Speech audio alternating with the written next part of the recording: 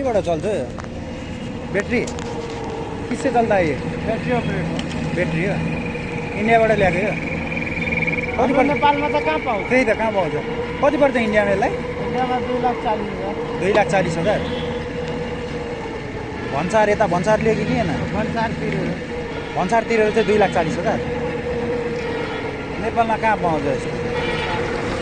tractor छैन के छ त्यही त सही रहेछ क्या मेसिन चाहिँ अनि आफै बन्द हुन्छ अहिले यहाँ आउँदैन ए अन अफ छ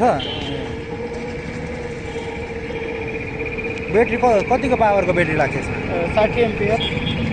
60 एमपी